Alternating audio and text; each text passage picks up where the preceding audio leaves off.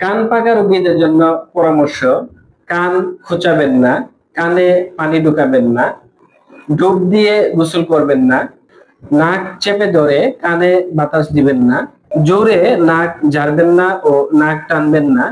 যাদের কানে বারবার পানি ঢুকে যাওয়ার সম্ভাবনা থাকে তারা তোলা তেলে ভিজিয়ে তারপর চিপে কানে দিয়ে তারপর গোসল করেন, তাহলে কানে পানি ঢুকবেন না। ঠান্ডা খাবেন না, ঠান্ডা লাগাবেন না। যাদের কান পেকে যায় তাদের জন্য এই উপদেশগুলি মেনে চলা খুবই জরুরি। আর কান পাকা রোগীরা সাধারণত এই নিয়মগুলি মানলেই তারা সুস্থ হয়ে যাবে। তবে অনেক অনেক ক্ষেত্রে যদি কোনো জটিলতা দেখা দেয় তাহলে অবশ্যই আপনাকে একজন চিকিৎসকের শরণাপন্ন হতে হবে। আর যাদের ঘন ঘন কান পাকে তারা অবহেলা করবেন না। আর এই নিয়মগুলি মেনে চললে আশা করি আপনার কান পাকার সমস্যা থেকে পরিত্রাণ পাবেন।